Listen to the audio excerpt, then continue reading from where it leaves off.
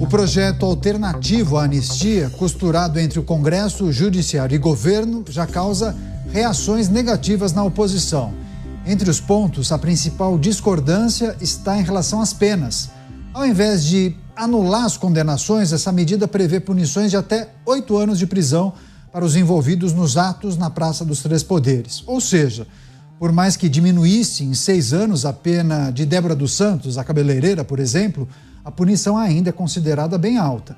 O acordo acabou aumentando a tensão no Congresso, com o líder da oposição, o senador Rogério Marinho, questionando essa articulação entre o Judiciário e o Congresso, afirmando que a Constituição foi revogada, que não existe mais separação entre os poderes.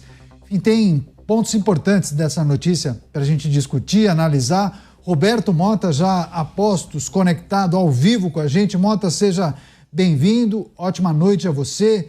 Se quiser, podemos até separar essa notícia em 2 partes, né? A declaração de Rogério Marinho acerca do desrespeito à divisão entre os poderes, o respeito entre os poderes da República, mas chama a atenção essa articulação em torno de um novo texto, né? Que prevê a redução de penas.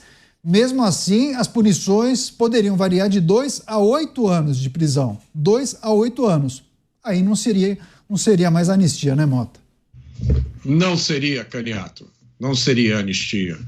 Boa noite a você, boa noite aos meus colegas de bancada, boa noite à nossa audiência. Vamos separar esse comentário em 2 partes. Eu vou deixar para depois, para comentar a declaração do senador Rogério Marinho. Vamos primeiro falar desse projeto alternativo. É preciso que inocentes sejam libertados com urgência. Essa urgência deveria ser sentida por todo mundo que tem um sentimento de justiça. Para isso, não é necessária nenhuma modificação na lei. Basta cumprir a lei e a Constituição que já existem. Magistrados têm todo o poder necessário para rever suas próprias decisões, como, aliás, já fizeram antes. Produzir uma modificação na legislação penal para realizar o que já pode ser realizado hoje significa tentar sair de uma situação absurda por uma porta mais absurda ainda. Chama o Luiz Felipe Dávila também acompanhando esses desdobramentos acerca do PL da anistia, o texto alternativo, pauta que, a depender das cenas dos próximos capítulos, né, é uma pauta que poderia sair de mão, né, sairia da mão da oposição, seria tocado ou gerido, administrado inicialmente por Davi Alcolumbre, e comenta-se, Dávila, em alterações que prevêem, inclusive, diminuição nas penas impostas aos condenados do dia 8 de janeiro. A gente deu o exemplo da Débora Rodrigues, né? Foi condenada a 14 anos de prisão e agora esse texto prevê penas que variam de 2 a 8 anos de prisão. Enfim, quais são suas expectativas, quais são suas ponderações e considerações acerca desse projeto que vem sendo discutido principalmente entre senadores? Dávila. Boa noite, Caniato, Mota, Beraldo e a nossa querida audiência. Caniato, o que chama a atenção neste projeto é o desrespeito à Constituição brasileira. A Constituição brasileira outorgou ao Congresso o poder de debater anistia e conceder anistia. Ao Judiciário cabe cumprir a lei. Mas no Brasil de hoje, o Judiciário não cumpre a lei e os rigores, os ritos, as normas do devido processo legal e acaba condenando pessoas injustamente, sem o devido processo legal, direito à ampla defesa e utilizando artifícios arbitrários que não existem na Constituição brasileira. Portanto, é uma condenação injusta. Todo julgamento injusto produz uma condenação injusta. E aí o Congresso Nacional tenta reverter essa injustiça discutindo um projeto de anistia. E aí começa um debate de que se for aprovado um projeto de anistia que afronta a decisão do Judiciário, esse projeto vai ser tratado como inconstitucional uma vez o Supremo seja provocado. Veja só que encruzilhada nós estamos hoje. O Brasil não vive tempos normais. Aliás, o Brasil vive tempos muito esquisitos, no qual existe um poder, o judiciário, principalmente o Supremo, que prevalece sobre os demais poderes. E agora ele abertamente legisla, ou seja, é um projeto tocado a 6 mãos, porque é o Congresso com o Poder Executivo e o Poder Judiciário para tentar corrigir um erro do Judiciário que, na verdade, foi um julgamento político e não de acordo com as leis. Esta bagunça constitucional, institucional que o Brasil vive, mostra cada vez mais para o mundo um país onde não dá para acreditar na lei, não pode confiar na justiça e mostra um país com regras e normas absolutamente imprevisíveis. E isso só gera mais desconfiança, descrédito e, infelizmente, desesperança de que o Brasil vai tomar o rumo certo por meio de uma discussão institucional. Cristiano Beraldo também, ao vivo com a gente, já preparado. Beraldo, seja bem-vindo, ótima noite a você. Estamos tratando desse texto alternativo ao PL da anistia. Comenta-se a possibilidade de reduzir as penas impostas aos condenados e aqueles que são acusados de depredarem o patrimônio público naquelas manifestações do dia 8 de janeiro. Mas para se chegar a essa diminuição de penas, fala-se em uma alteração que prevê, inclusive, a fusão de crimes. Inclusive crimes que a gente trata aqui, muitos deles foram acusados, né? A abolição violenta do Estado Democrático de Direito e a tentativa de golpe de Estado. Iriam fundir esses 2 crimes, inclusive há muitas discussões com juristas sobre essa sobreposição de crimes e de penas, né? Que acaba gerando uma interpretação completamente distorcida, inclusive na dosimetria da pena. O que está achando dessa saída que estão planejando, hein, Beraldo? Bom, é caracteristicamente brasileira essa saída, Caniato. Boa noite a você, boa noite ao Dávila, ao Mota, boa noite à nossa audiência que nos prestigia diariamente aqui nos Pingos nos Is. O Brasil é esse país em que as pessoas querem alguma coisa, mas é só um pouquinho, elas se contentam com um pouquinho, tudo parece que pode ser um pouquinho. Vamos dar anistia, mas vamos dar só um pouquinho. Não vamos cumprir aquilo que foi falado, mas não vamos cumprir só um pouquinho. Vamos pagar imposto, mas vamos pagar só um pouquinho. Vamos ajudar a sociedade, mas vamos ajudar só um pouquinho. Vamos pegar os dinheiros das emendas e usar esse dinheiro para fazer algo realmente valoroso para a sociedade? Vamos, mas só um pouquinho, porque, afinal de contas, Vossas Excelências têm outros interesses que também precisam ser atendidos. Então, nesse país do só um pouquinho, por que não dar um pouquinho de anistia às pessoas que estão presas em razão daquele quebra-quebra, aquela depredação, invasão dos prédios públicos em 8 de janeiro?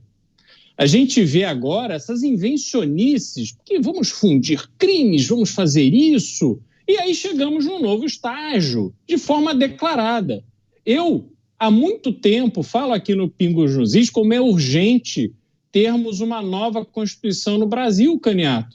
Entretanto, o que estamos vendo é que parece haver disposição para fazer, sim, uma nova Constituição, reescrever a Constituição, mas não para atender a um país, aos anseios do Brasil, esse país que precisa se preparar para o futuro, mas, ao contrário, que a Constituição e os códigos sejam reescritos para acomodar as atitudes que vêm sendo tomadas pela Suprema Corte em parceria com o Executivo e parte do Legislativo.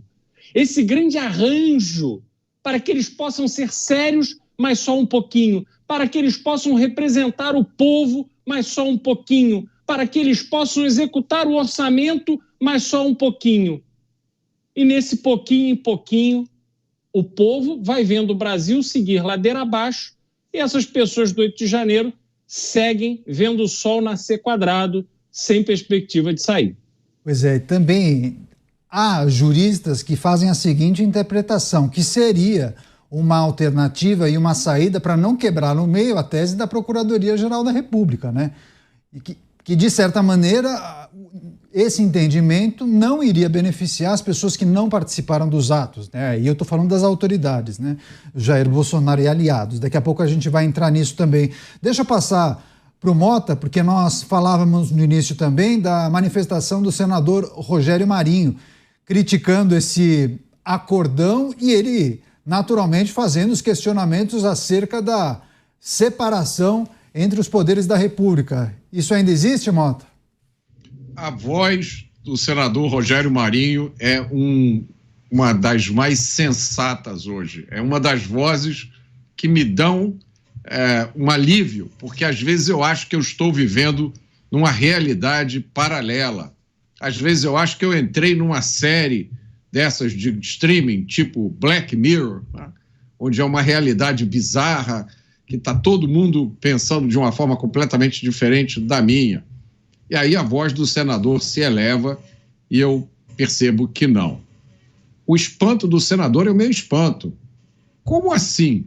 Judiciário e Congresso produzindo um projeto de mudança de lei em conjunto? Não é assim que me contaram que funciona uma república.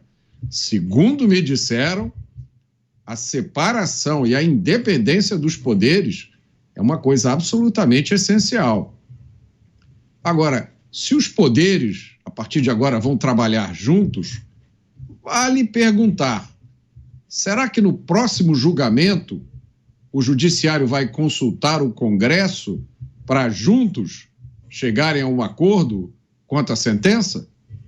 Será que deputados e senadores, a partir de agora, vão poder julgar processos que estão na justiça, como até pouco tempo só os magistrados podiam fazer? Eu duvido que isso vá acontecer. Então, me parece que é uma cooperação que só é via de mão única. E aí, talvez a palavra, o melhor termo, não seja cooperação. Você, Dávila, de que maneira a gente precisa avaliar e discorrer sobre essa manifestação de Rogério Marinho, que certamente é o porta-voz de vários outros parlamentares, mas criticando esse acordo e também essa união entre integrantes dos poderes da República em prol desse texto alternativo, Dávila? A crítica do senador Rogério Marinho é pertinente, afinal de contas, o que ele está dizendo é uma obviedade que vem sendo cada vez mais ignorada pelos demais poderes, pela opinião da imprensa também. Ou seja, cabe ao legislativo legislar, criar leis no Brasil.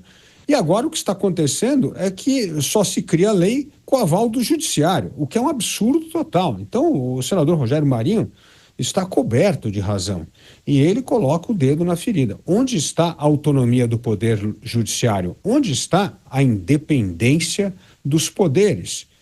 Portanto, o Brasil vive sim um período de enorme anormalidade institucional, que afeta sim a credibilidade da democracia, das instituições e das leis.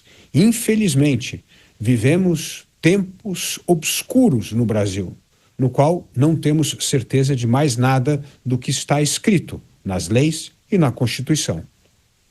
E tem também uma informação que a gente precisa destacar antes de passar a palavra para o Cristiano Beraldo, porque Davi Alcolumbre convocou o senador Alessandro Vieira, que é um senador, inclusive, muito preparado, muito respeitado entre os colegas, para redigir ou ajudar na confecção desse texto alternativo.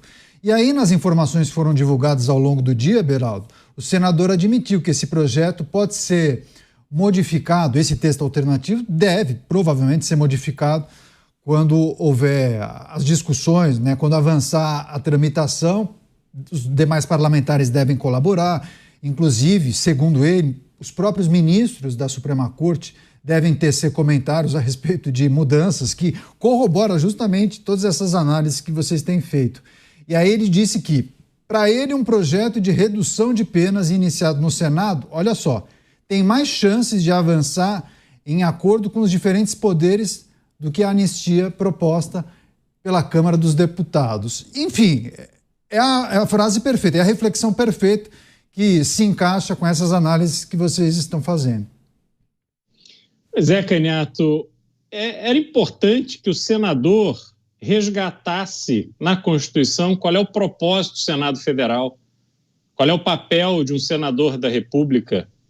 Aliás, cabe ao Senado e aos senadores fiscalizar e, eventualmente, até votar o impedimento de ministro da Suprema Corte, além, naturalmente, de votar pela aprovação dos nomes indicados pelo Poder Executivo.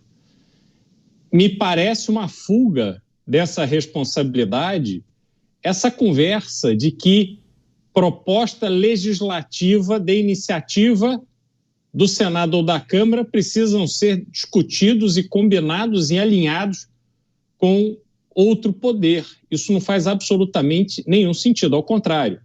Isso conflita diretamente com o papel que a sociedade brasileira e o nosso arranjo democrático prevê para um senador. Bom, se estamos neste caminho de ter esse tipo de combinação, se estamos no caminho de que tanto Câmara quanto Senado, que representam os estados e a população dos estados, se o clamor popular, se a pressão popular, que foi suficiente para convencer a maioria dos deputados a pedir urgência da discussão e votação do projeto da anistia, porque claramente estamos tratando ali de algo completamente incompatível com a realidade do Brasil e um abuso nessas sentenças proferidas contra pessoas que claramente não cometeram crimes desta dimensão de pena, a gente vê que isso não é mais suficiente, que isso deve ser superado por um entendimento entre amigos. E a gente volta naquele Brasil do tapinha nas costas. Aliás, mais do que amigos, parceiros, mais do que parceiros, aqueles que dependem um do outro. Isso é muito prejudicial para o país. A gente não vê nesse tipo de arranjo nenhuma utilidade, no fim, para o próprio Senado. O que o Senado está fazendo? De que forma o Senado acha que está atendendo aos anseios da sociedade brasileira, apesar do poder que lhe é conferido? E acrescento aqui uma pergunta: qual é o papel que a oposição vai ter depois de ter aberto mão de candidaturas próprias, onde o próprio senador Rogério Marinho quase foi eleito presidente do Senado, e aí a oposição abre mão de ter candidatos próprios, tanto à presidência da Câmara quanto do Senado, para apoiar candidatos que foram indicados e apoiados pelo governo federal? E está tudo bem? Diante desse tipo de atitude, está tudo bem? Não há reação? Vai ficar tudo por isso mesmo? Então, a gente vê que ficamos em dúvida aqui. Qual o tamanho dessa oposição? Quantos estão realmente dispostos a dar a cara a tapa e ir para o enfrentamento, a colocar um ponto final nessa política por acordos, nessa política por interesses, nessa política mesquinha e medíocre que só interessa àqueles que estão ali com o mandato na mão, influenciando o gasto de dinheiro público? Essas perguntas precisam ser respondidas, porque o que há até agora é muito blá, blá, blá, pouquíssima ação. E o desequilíbrio institucional vigora ainda livre, leve e solto no Brasil. O texto alternativo ao PL da anistia, inclusive sendo confeccionado ou com a participação do senador Alessandro Vieira, proposta que prevê uma alteração no Código Penal para abrandar as punições para quem atentasse contra instituições da República. É isso o que eles dizem. E você, Mota, o que acha dessa saída que eles estão encontrando, promover uma fusão de crimes que constam no Código Penal, estipular penas que variam de 2 a 8 anos de prisão? Aí muita gente tem feito o seguinte cálculo: bom, se muitos dos condenados estão quase há 2 anos presos, se houver algum tipo de condicionante, algum dispositivo para permitir um semiaberto, um sexto da pena, alguma coisa do tipo, caso alguém seja, por exemplo, condenado a 8 anos, se cumprir 1 ano e 4 meses, o que daria justamente 1/6 dessa pena, de 8 anos, provavelmente já seria liberado para um regime semiaberto. E aí fazem a seguinte conexão: bom, não querem dar anistia, vão pensar nesse abrandamento de penas, mas mantém a ideia de tentativa de golpe de Estado, ainda que tenha um outro nome, com o objetivo de não prejudicar aquela tese da Procuradoria-Geral da República. Enfim, é uma teoria e uma leitura que muitos estão fazendo. Eu acho essa leitura completamente absurda, Caniato. Como eu já disse aqui, eu acho que nós temos duas questões separadas, uma questão política e uma questão jurídica. Essas questões estão sendo indevidamente e propositalmente misturadas. Isso cria uma confusão terrível para as instituições. Então vamos tentar examinar só a questão jurídica. Vamos deixar de lado a questão política nesse momento. Quando a gente olha a questão jurídica, e eu vou falar agora em nome dos grandes juristas que já se debruçaram, porque eu não sou jurista. O que a gente vê na questão jurídica? A gente vê a falta do devido processo legal e a gente vê a atribuição a algumas pessoas de crimes que é incompreensível como elas podem ter sido acusadas desses crimes. E a gente vê, por último, sentenças totalmente absurdas diante da realidade do sistema de justiça criminal brasileiro. Então, a falta do devido processo legal, crimes que alguns dizem que são crimes impossíveis, e terceiro, sentenças absurdas. Nada disso requer uma nova lei para que seja reparado. Se não houve o devido processo legal, o processo é nulo de pleno direito, começa-se de novo. Tá? Se os crimes são impossíveis, são acusações não cabem. Se as sentenças não são razoáveis, elas têm que ser revistas. Qual é a necessidade de uma nova lei? Como eu já lembrei aqui, eu acho que todos se recordam, há inúmeras situações recentes no país em que sentenças foram reformadas, muitas vezes viradas do avesso, mesmo depois de já terem transitado em julgado em todas as instâncias possíveis. Então, eu também não acho que isso seja nenhum obstáculo. E aí cabe a gente se perguntar, então, por que essa insistência em fazer um outro projeto de lei para reparar coisas que poderiam ser reparadas no funcionamento normal do sistema de justiça criminal? A única resposta que eu encontro, Caniato, é para não caracterizar essa situação como ela está caracterizada agora. É como uma situação de grave injustiça com pessoas que são acusadas de crimes políticos. Daí a necessidade da anistia. Muita gente está vindo a público para dizer: essa anistia é mais justa, mais legítima e mais necessária do que aquela que foi concedida em 1979. Então, eu imagino, Caniato, isso é só uma hipótese, tá?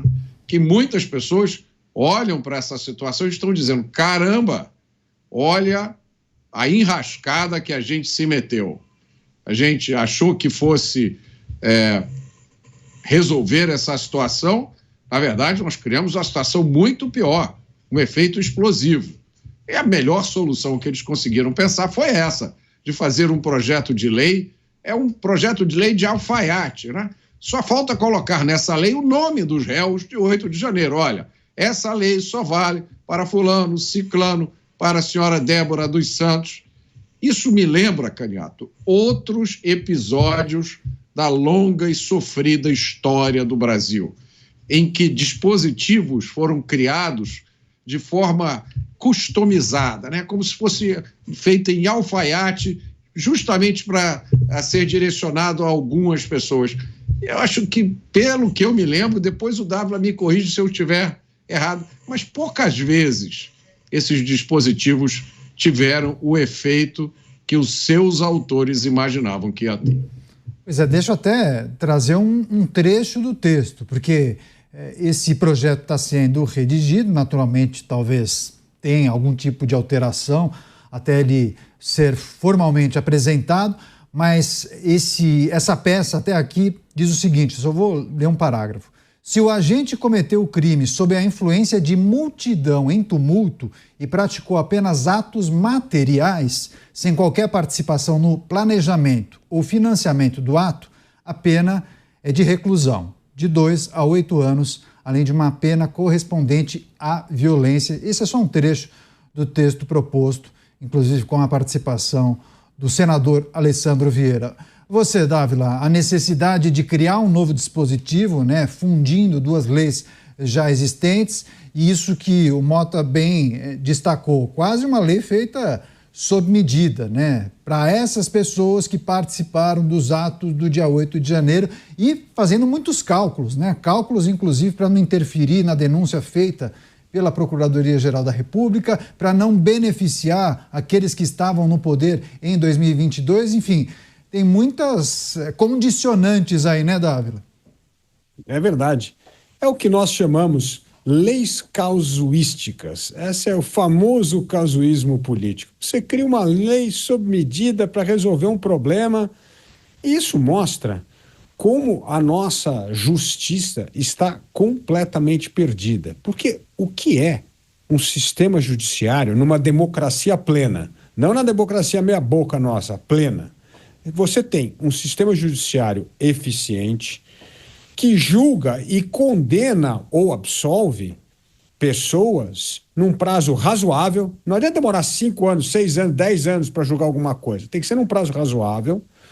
Precisa ser um judiciário que toma decisão porque as leis são previsíveis, as regras são previsíveis do jogo e elas são eficientemente aplicadas. É isso que a gente precisa. Então tem que julgar de maneira célere, precisa ser a lei previsível, as regras previsíveis do jogo, e elas precisam ser aplicadas devidamente, eficazmente. Nada disso existe no Brasil. E a fotografia disso, Caniato, é justamente essa bagunça judicial que se transformou o julgamento injusto dessas pessoas do 8 de janeiro, violando completamente, devido ao processo legal, direito à ampla defesa, etc. Então, isso mostra que a justiça brasileira, hoje, ela não tem nenhum desses critérios de uma justiça num país eficiente. E o casuísmo causa problemas gravíssimos. O Mota pode lembrar aqui alguns eventos históricos. Eu vou lembrar um casuísmo que foi um desastre para o Brasil até hoje. Foi justamente em 1979, quando o governo militar viu que o seu partido estava perdendo as eleições e criou uma regra esdrúxula que não existe em nenhuma democracia do mundo. O negócio é o seguinte: agora, o mínimo de representantes de um Estado, não importa o tamanho dele, são 8 parlamentares e o máximo de 71. Isso era para punir os grandes centros metropolitanos, porque estavam votando majoritariamente no partido da oposição, que naquela época era o MDB.